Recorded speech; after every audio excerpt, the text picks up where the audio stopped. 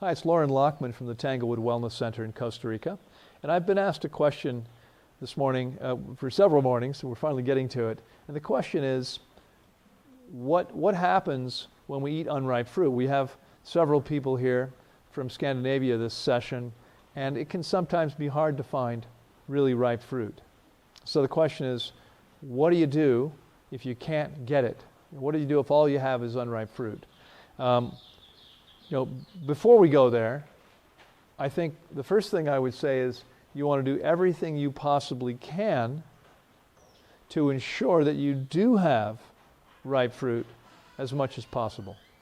So there are fruits that don't ripen off the tree, off the plant. Watermelon breaks down, but it doesn't ripen. Pineapples begin to break down. They change color, but they don't ripen. There will be no more sugar in that pineapple, and there are no more nutrients once you pick it. Okay? So what you might want to do, in a place where it's hard to get ripe fruit, you want to focus on things that ripen after they're picked. Now, clearly, if things are picked too early, they're still never going to ripen properly. But bananas ripen perfectly well after they're picked, as long as they're not picked too early. You pick them too early sometimes. Have you ever had experience of buying bananas that never ripen? They just rot? That's because they were picked too soon. Okay, but if they're allowed to stay on the plant, you don't have to wait for them to ripen on the plant. And as I've said here before, we never let them ripen fully on the plant. Why not? Because we want to eat them. If we let them ripen on the plant, there's going to be a hole in each one. A bird or a bat is going to come along and eat through each banana. So we bring them in and let them ripen inside. Avocados don't ripen on the tree, ever. And it's a good thing. Imagine if they did. You'd have a bunch of guacamole on the ground underneath the tree. Okay? They fall off the tree hard and then they ripen, which is perfect. So there are many other things that mangoes will continue ripening. Stone fruits will continue ripening. What you want to do is focus as much as possible. Buy the things in the summertime when you have apples and you get cherries. Yeah, fresh cherries. You probably have pears. You might even have some stone fruits, but they're probably very small because they don't have a very long growing season. Peaches, nectarines, plums. You get any of those things fresh? Okay. And obviously lots of berries, right? These are the primary fruits that you have in Scandinavia. When you have those things, focus on those things. Don't eat anything else. Forget about the tropical fruit. Focus on the stuff that's fresh to you, that you can actually buy and eat as fresh as possible. It's going to have the highest nutrient content. Okay? It's going to be the very best you can do. It's going to be the freshest food. Because even if something else started with more nutrients per gram or per ounce or per pound, what happens after you pick it? It's losing nutrition. It's losing vitality every single day. So start with the stuff, wherever you are on the planet. If you've got a summertime, eat what's fresh in the summer, wherever you live. Okay, focus on those things.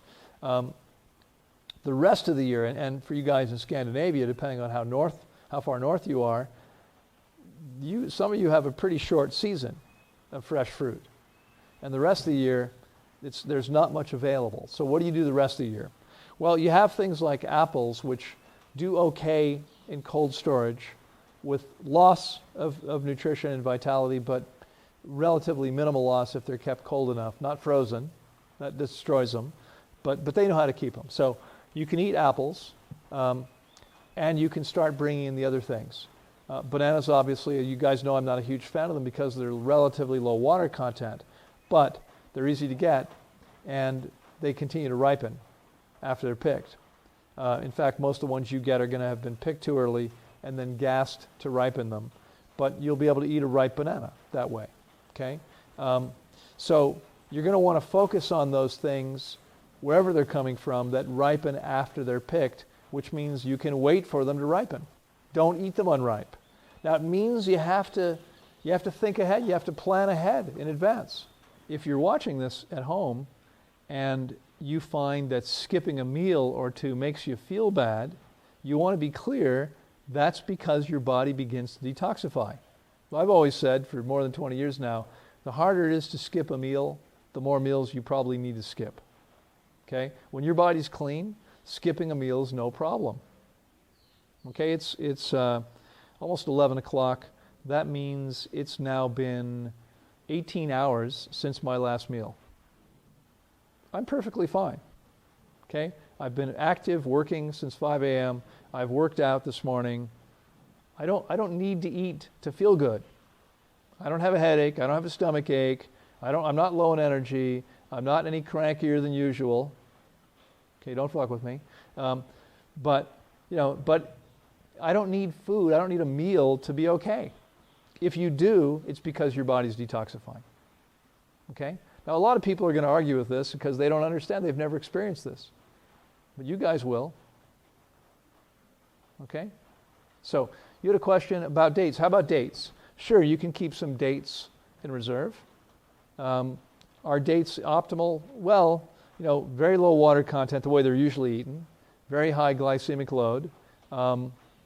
But if you have nothing else and you have a box of dates, you can always have a few dates. I mean, it's not hard to have something, right? I mean, let's say, obviously, fresh is best.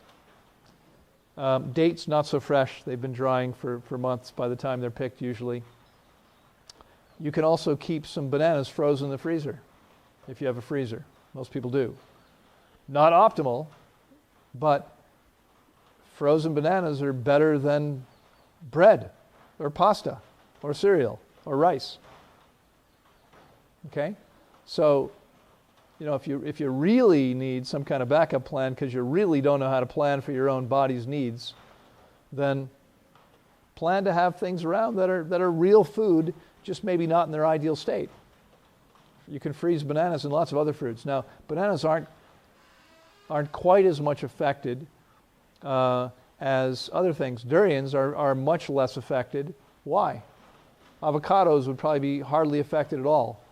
Why?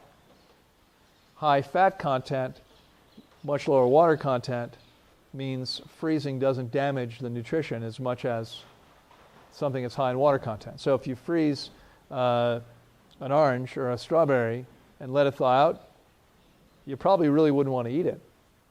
It's all slimy and you've completely changed the texture because you've burst the cell walls. And when that happens, as it's thawing out, you're oxidizing the nutrients.